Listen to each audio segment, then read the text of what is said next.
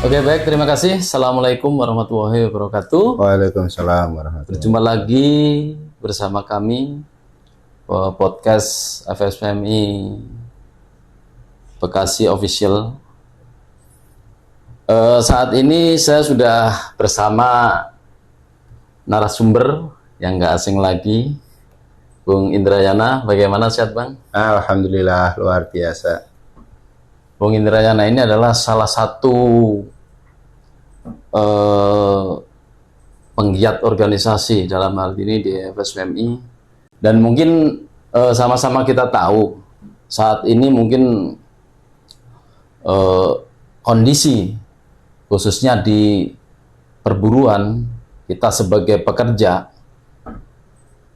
terhalang dengan kondisi regulasi yang dinamakan Omnibus Law. Dan mungkin saat ini kami coba akan bincang-bincang dengan Bung Indrayana khususnya terkait hubungannya Omnibus Law dengan PKB. Jadi sejauh mana menurut Bang Indrayana Omnibus Law dengan PKB, apakah itu menjadi penghalang yang besar atau mungkin malah menjadi tantangan? Bagaimana menurut Bung Indrayana? Oke, saya jawab ya Bang ya. Terkait PKB ini, tentunya kita harus paham PKB itu apa. Karena apa ya? Karena dalam hal ini PKB menjadi apa ya? Benteng terakhir terkait dengan hak-hak pekerja yang pada hari ini tergerus oleh Undang-Undang Cipta Kerja. Kita harus paham bersama bahwa bicara Omnibus Law atau Undang-Undang Cipta Kerja itu bicara sebelum bekerja, setelah bekerja, saat bekerja, dan setelah bekerja atau saat pensiun. Dari ketiga itu kita harus pahami juga bahwa jika salah satu itu perusahaan tersebut sudah dimasuki oleh Cipta Kerja atau Omnibus Law. Contoh ketika sebelum bekerja. Kalau dulu kita bicara PKWT. Dan kalaupun ada pekerja outsourcing, pekerja harian lepas, atau pekerja magang, itu diatur tersendiri dan aturannya sangat ketat. Tapi kalau hari ini terkait dengan status kerja itu sangat bebas. Nah, itu sebelum bekerja atau saat kita mau kerja. Nah, di saat bekerja pun upahnya seperti apa? Upah di sini apakah sesuai dengan aturan atau ketentuan, atau justru malah di bawah ketentuan. Tapi sampai saat ini tidak ada satupun pengusaha yang terkena sanksi secara pidana ketika mereka melakukan pelanggaran itu. Terus berikutnya adalah ketika pensiun. Nah, ini ketika pensiun atau ketika keluar dari perusahaan, ini yang sering digaungkan oleh kawan-kawan pekerja, bagaimana turunnya kompensasi atau pesangon kalau kita lebih kenal dengan istilah pesangon, itu turun secara drastis. Contoh saja, yang tadinya pensiun 2 kali ketentuan sekarang menjadi 1,75, dan banyak sekali kriteria-kriteria PHK yang itu turun drastis. Dari Undang-Undang 13 dulu yang pasal 156, sekarang udah turun drastis di PP 35-nya dan di Undang-Undang Cipta Kerjanya. Begitu, Bang. Oke, berarti menurut Bang Indrayana itu undang-undang atau regulasi sekarang itu sangat merugikan. Mungkin Bang Indrayana saat ini juga masih sebagai pekerja ya? Iya, betul. Mungkin merasakan secara langsung dampaknya. Iya, betul. Tentunya apa ya? Kalau bicara dampak sih ya kita ngelihat sakti-saktian dulu ya kan. Kita lihat gimana pekerja, gimana pengurus serikat pekerja. Yang dimaksud sakti-saktian itu tadi apa? Di internal gitu Mas. Kalau kata Ketua PC Logam itu kan hukum itu runtuh dengan 3 hal. Yang pertama dengan kekuasaan, yang kedua dengan hukum itu sendiri, yang ketiga itu dengan huru hara. Nah, kita pakai huru hara aja Bang. Iya enggak? Iya. Udah model salon aja, ya kan? Itu kalau ngomong sakti-saktian. Karena apa? Karena kalau kita pertemuan dengan hukum ya dasar hukumnya itu tadi Undang-Undang Cipta Kerja. Ya tapi ketika tadi ngomong dengan huru hara tapi malah merugikan karena dengan kondisi regulasi yang memang tidak berpihak kepada buruh, misalkan huru hara malah merugikan kita yang seharusnya kita kan menjalin hubungan yang harmonis. Tapi ketika huru hara bukan menyelesaikan masalah, malah kacau semuanya kan. Itu kata Ketua PC Logam Bang ya, kata Bung Sarino SHMH. Sebenarnya saya mau ngomong bertentangan dengan itu, cuma saya kan pengurusnya. Ntar di PAW kan ngeri juga. Iya nggak? Iya, ngeri-ngeri sedap. Karena kalau bicara PKB ya Bang, kalau bicara PKB itu antara pihak pengusaha dan pihak pekerja itu harus sama-sama memahami, ya, karena sama-sama memahami, disepakati bersama lah. Iya, sama-sama memahami. Sama-sama memahami apa terkait dengan Undang-Undang Ketenagakerjaan. Yang pertama, Undang-Undang Ketenagakerjaan itu adalah aturan tingkat dasar. Aturan tingkat dasar. Kalau di Permenaker 28 sendiri itu kan bahwa syarat kerja itu mengatur di atas undang-undang, segala sesuatu yang di atas undang-undang. Contoh di pesangon, misalnya itu bicara 1,75, di PKB boleh nggak 1,75? Boleh dong. Kata pengusaha, kata undang-undang itu harus lebih di atas undang-undang. Kalau sama ngapain harus ada PKB, kan gitu Bang. Makanya persepsi harus disamakan terlebih dahulu, gitu. Kalaupun nggak 2 kali PMTK, tapi ya jangan 1,75, gitu. Harusnya kan seperti itu. Tapi ya itu tadi. Baik pekerjanya yang kurang belajar mungkin dan pengusahanya yang sok ngerti, akhirnya ya dua-duanya nggak ketemu. Padahal dua-duanya harus sama-sama memahami bahwa aturan ini digunakan sebagai acuan tingkat dasar, ya nggak? Iya. Kalau undang-undang mengatur 2, boleh nggak PKB mengatur 2? Nggak boleh kalau menurut saya. Karena di Permenaker sendiri mengatur bahwa PKB itu mengatur sesuatu yang di atas undang-undang. Harus lebih baik. Oh iya, harus lebih baik. Sama nggak boleh kok. Berarti PKB itu menjadi sangat penting ya untuk serikat pekerja itu. Sangat-sangat penting. Untuk pekerja. Penting banget karena apa? Itu tadi hak dan kewajiban, syarat kerja ada di situ semua. Kalau kita boleh jujur, pengusaha boleh jujur, sebenarnya PP pun sudah sudah melindungi hak-hak pekerja. Tapi karena memang kebiasaan kita yang pekerja sendiri memaklumi ketika PP itu ya undang-undang itu sendiri, ya akhirnya seperti ini. Maka perubahan itu harus diciptakan. Mulai kapan ya? Sejak saat ini harusnya, gitu.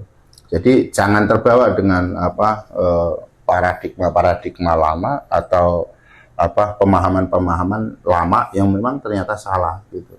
Kita mengacu ke Undang-Undang 13 yang sampai saat ini terkait dengan PKB tidak di revisi, ya kan? Nah, terus di Permenaker 28 juga alhamdulillah belum diganti, gitu.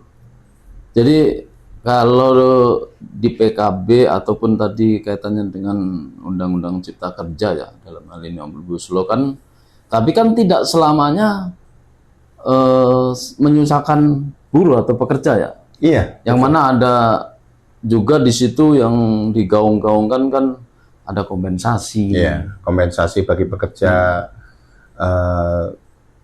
PKWT ya. PKWT. Iya, benar sih. Kalau bicara kompensasi bagi PKWT, tapi kan ya perlu diingat juga itu mereka punya durasi 5 tahun. Punya durasi 5 tahun, kita hitung-hitungan umur 19, 18 ya. 19 ya. 18 taruhlah 18. 18 ditambah 5 tahun berarti 23. Nah, 23 usia 23 bagi pengusaha itu mereka lebih memilih usia yang lebih muda lagi. Yang masih produktif ya. Mungkin artinya apa? Artinya ketika mereka menyelesaikan 5 tahun ini, mereka selesai di 5 tahun dan mereka nggak akan diganti. Maka akan terjadi penumpukan pengangguran di Indonesia. Gitu Bang. Makanya kalau sekarang itu untuk menjadi kalau kita lebih kenal karyawan tetap ya, itu akan sangat sulit. Karena apa? Karena bagi pengusaha mereka akan lebih memilih pekerja-pekerja dengan tenaga baru, terus lebih nurut ya kan, daripada pekerja-pekerja lama yang mungkin udah lelah, tenaganya udah berkurang, terus tingkat kepatuhannya udah nggak ada ya kan, apalagi yang embel-embelnya ikut serikat gitu ya Bang ya. Benar ya, ya? betul. Kok Biasanya seperti itu. Jadi gini, tadi kan disampaikan bahwa PKB itu menjadi sangat penting. Artinya PKB itu kan menjadi aturan tertinggi ya di dalam sebuah perusahaan ketika di perusahaan itu sudah mempunyai PKB. Nah, mungkin yang menjadi pertanyaan ini, ketika di negara kita bahwa regulasi Omnibus Law ataupun di dalamnya itu tentang cipta kerja itu udah sah. Walaupun kita di internal perusahaan itu PKB itu menjadi aturan tertinggi. Ketika nanti terjadi perselisihan ini pertanyaannya. Mungkin sampai di PHI. Nah, itu sampai seberapa kekuatan PKB ini?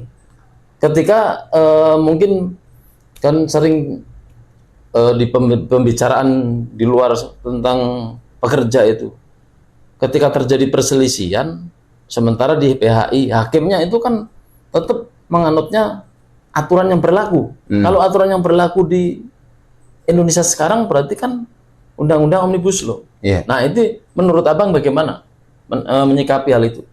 Kalau seperti itu harusnya jangan ditelan mentah-mentah ya Pak. Contoh di masa dulu berarti. Hari ini pun jangan ditelan mentah-mentah. Karena apa ya? Karena contoh ketika seorang hakim memutuskan dan ternyata itu seolah-olah mengesampingkan PKB. Tapi ternyata yang diperselisihkan itu di PKB nggak ada. Padahal di undang-undang sendiri menyatakan bahwa apabila di PKB tidak diatur, di PP tidak diatur, ataupun di peraturan perusahaan apapun di perjanjian bersama tidak diatur, maka yang berlaku adalah undang-undang di atasnya tentunya kan. Nah, mungkin itu yang menjadi acuan bagi para hakim. Maka ini yang justru melemahkan para pekerja. Kalau menurut saya justru malah melemahkan pekerja. Karena apa? Karena dengan percaya seperti itu, maka mereka untuk membuat PKB lebih baik itu akan jauh berkurang. Dan akhirnya mereka jatuh pada Undang-Undang Cipta Kerja. Gitu. Karena banyak sekali hari ini juga kawan-kawan yang tadinya PKB sesuai dengan Undang-Undang 13, yang isinya sesuai dengan Undang-Undang 13, tapi ternyata sekarang itu mengacu pada Undang-Undang Cipta Kerja, Undang-Undang Nomor 6 Tahun 2023. Ya kalau kita bicara mengacu berarti kasarannya itu tadi pesangon. Pesangon udah mengacu ke PP 35, Undang-Undang Nomor 6 Tahun 2023, seperti itu. Makanya kalau saya lebih percaya hakim akan memutuskan ketika itu di PKB ada, maka bagaimana pihak pekerja ini menjadikan PKB sebagai aturan atau undang-undang tertinggi. Berarti ketika di dalam PKB itu ada yang diperselisihkan. Tapi mungkin tidak menjamin untuk suatu kasus misalkan yang tidak diatur di PKB. Itu bisa jadi hakim akan mengacunya undang-undang yang berlaku. Contoh Contoh, salah satu contoh, perusahaan dalam PKPU,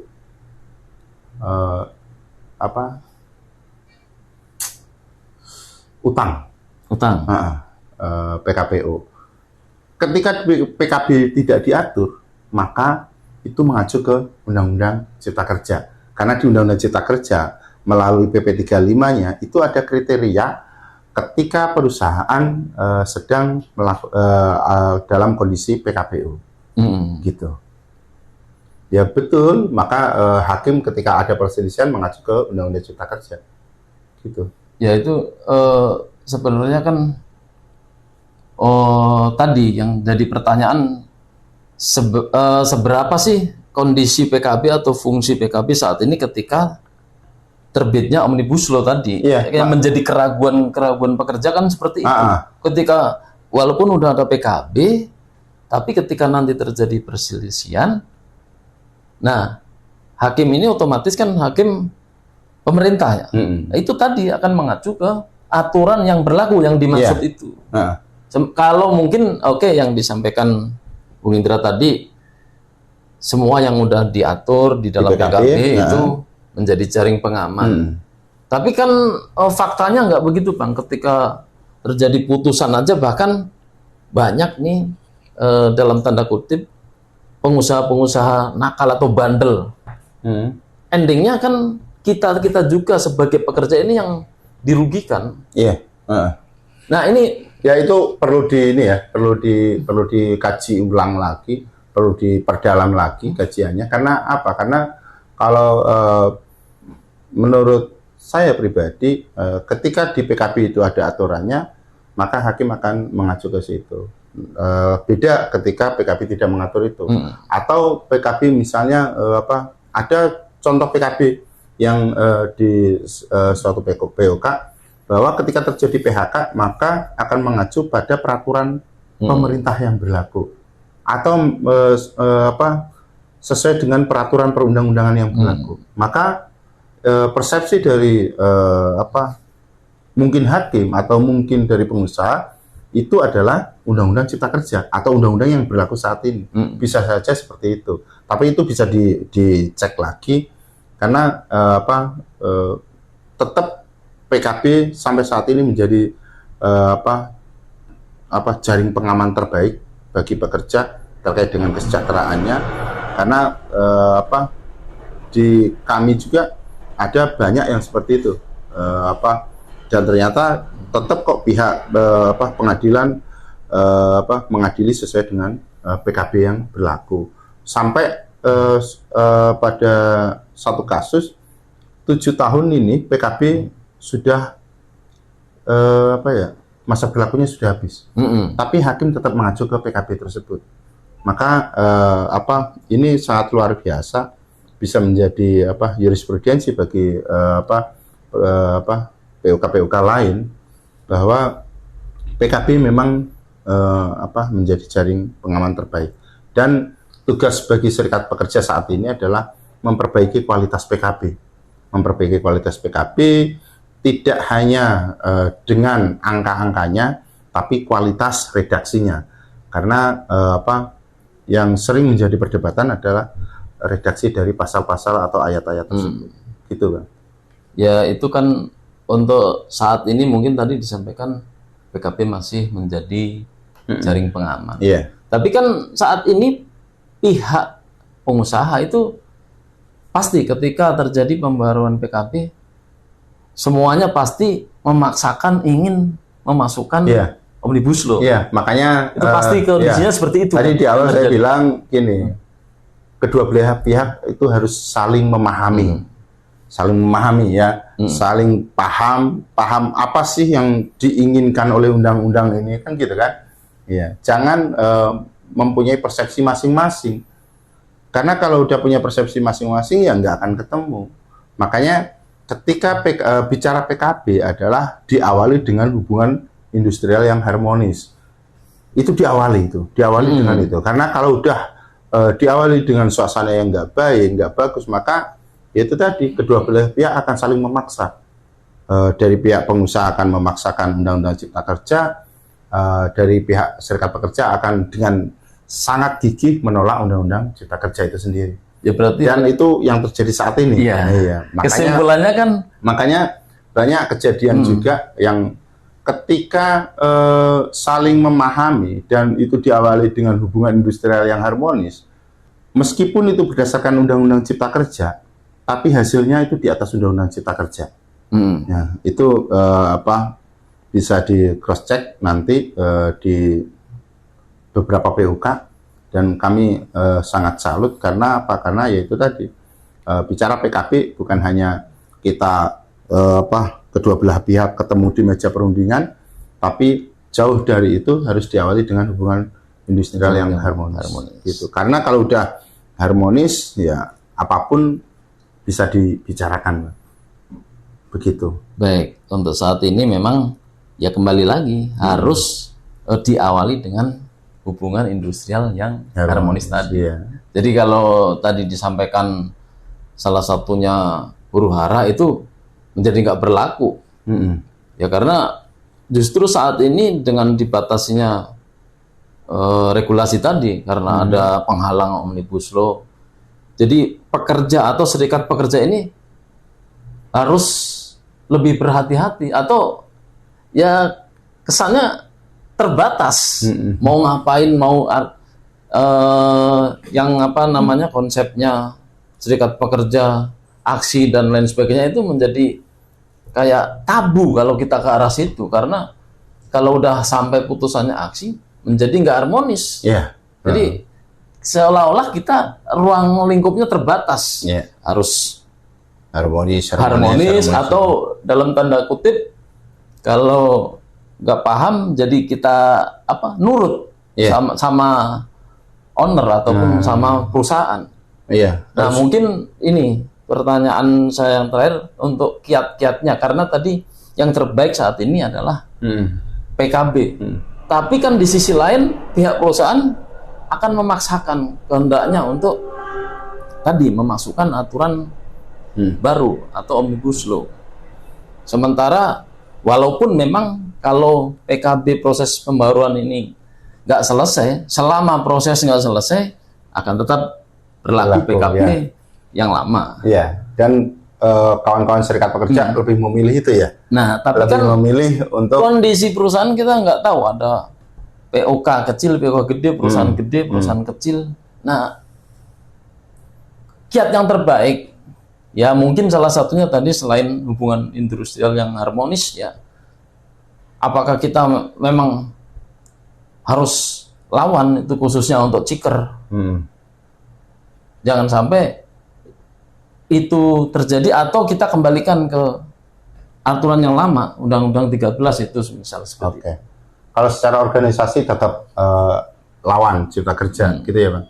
Tapi kalau untuk bagaimana strategi di bawah, karena kita mau nggak mau harus tetap jalan ya kan PKB, maka ada beberapa solusi. Yang pertama itu ini dari beberapa PUK ya Bang ya, dari beberapa PUK yang sudah menjalankan itu, dan itu hampir semua diawali dengan hubungan industrial yang harmonis. Yang pertama itu kriteria sesuai dengan Undang-Undang Cipta Kerja, sesuai dengan PP 35, terus nilai-nilainya sama sesuai dengan PP 35, semuanya sama, artinya itu udah Cipta Kerja. Tapi selisih di antara PP 35 Undang-Undang Nomor 6 Tahun 2023 dengan yang ada di Undang-Undang 13 Tahun 2003 itu tetap dibayarkan oleh pengusaha dalam perjanjian lain di luar PKB itu sendiri. Ada yang seperti itu. Terus ada yang membatasi, karena kita bicara ketenaga kerjaan kan itu tadi kan ketika mau mulai bekerja, saat bekerja dan sesudah bekerja ini kan ada ruang waktu ya kan. Makanya ada beberapa PUK yang menjadikan pembatasan pemberlakuan Undang-Undang Cipta Kerja. Jadi contoh bagi pekerja, karena Undang-Undang Cipta Kerja lahir tahun 2023, maka bagi pekerja yang mempunyai hubungan kerja di atas tahun 2023 mengikuti Undang-Undang Cipta Kerja. Di Artinya bawah Undang-Undang secara nggak langsung berarti mengikuti aturan ya. Walaupun sampai dengan saat ini mungkin buruh tetap menolak Undang-Undang Ciker yang terbaru, Iya, tapi secara nggak langsung ya kita terbawa arus. Iya. Yang pekerja yang masuk per 2023 atau sekarang 2024 mengikuti Omnibus Law. Iya. Mungkin itu bisa dibilang seperti itu karena pengusaha kenceng, serikat pekerja juga kenceng, maka seperti ini kita berusaha untuk mengangkut semua makhluk hidup ada di kapal, ibaratnya seperti itu. Tapi ketika kapal itu nggak muat, ya mau nggak mau harus dibatasi. Nah seperti itu kondisi serikat pekerja saat harus ini. ada yang dikorbankan lah. Realistisnya seperti itu. Iya. Karena itu tadi, ya mungkin ini salah, tapi dari beberapa PUK itu menggunakan contoh seperti itu. Mau nggak mau gitu. Seperti itu ya. Karena daripada semua kena imbasnya, ya mau nggak mau ada pembatasan. Itu beberapa contoh solusi yang saat ini ada di beberapa PUK, gitu Pak. Jadi tadi dari pembahasan terkait PKB yang sampai dengan saat ini mungkin masih menjadi jaring pengaman lah minimal ya. Iya. Tapi satu hal yang mungkin terlupakan, yang mengatur semua itu kan regulasi PKB itu ada turunannya namanya Permen 28 2014 kalau nggak salah. Iya. Nah, terlepas dari itu, ya sebagai buruh atau pekerja mungkin merasa khawatir juga kalau pemerintahan ini ganti permen itu misalkan dicabut, untuk peraturan PKB bagaimana? Kekhawatiran kan pasti ada. Ya kita berdoa itu nggak diubah. Ya. Karena salah satu penguat ya itu di Permenaker dan di Undang-Undang 13. Dan sampai saat ini belum ada aturan pengganti. Gitu, Pak. Berarti intinya sampai dengan saat ini kita masih khususnya buruh itu masih tetap menolak. Iya, harus berjuang. Menolak Omnibus Law, khususnya Ciker, dan tetap berharap undang-undang lama atau minimal sama dengan Undang-Undang 13 itu masih tetap berlaku. Iya, kalau kita berpegang teguh dengan Permenaker 28 2014 dan Undang-Undang 13, saya rasa nggak akan ada penurunan kualitas PKB. Baik PKB maupun PP semua nggak akan ada penurunan. Yang ada pasti kenaikan kualitas gitu. Tapi itu tadi realita di lapangan berbicara lain. Tinggal teknis tadi ya, di lapangan sama di internal masing-masing perusahaan bagaimana bisa tetap menjaga PKB itu, bagaimana menjaga hubungan industrial yang harmonis. Kuncinya saat ini seperti itu. Iya, garis bawahi juga hubungan industrial yang harmonis itu bukan berarti kita mengalah secara membabi buta ya, tapi menyelamatkan. Gitu. Bukan menenggelamkan. Iya, betul. Baik, terima kasih Bung Indrayana mungkin untuk tema tentang PKB ataupun dengan undang-undang yang terbaru ini memang ya cukup menarik kalau kita bahas, mungkin nggak ada habisnya. Jadi kesimpulannya tadi untuk saat ini kembali di internal PUK itu harus bisa menjaga hubungan industrial yang harmonis. Karena tapi tetap menjalankan kewajiban sebagai serikat pekerja ya. Iya, tetap berjuang mah tetap. Marwah organisasi ya perjuangan, dia melawan, itu tetap gen perlawanan. Kan? Gen perlawanan. Baik, terima kasih Bung Indrayana. Mudah-mudahan kedepannya buruh Indonesia ini pada umumnya akan lebih baik. Tadi secara gen mah harus tetap melawan, harus tetap berjuang. Jangan menyerah intinya gitu kan. Betul. Walaupun pemerintah memaksakan mau regulasi seapapun, mau penghalang segede gunung, ya sebagai pekerja harus tetap berjuang melawan untuk kesejahteraan buruh dan kesejahteraan masyarakat Indonesia pada umum. Betul. Sepakat. Sepakat. Oke. Terima kasih Bung Indrayana. Oke. Mudah-mudahan kita semua selalu diberikan kesehatan. Sampai Amin. jumpa lagi di edisi selanjutnya. Sehat selalu Bung Indrayana. Terima kasih. Wabillahi taufik wal hidayah. Wassalamualaikum warahmatullahi wabarakatuh. Waalaikumsalam.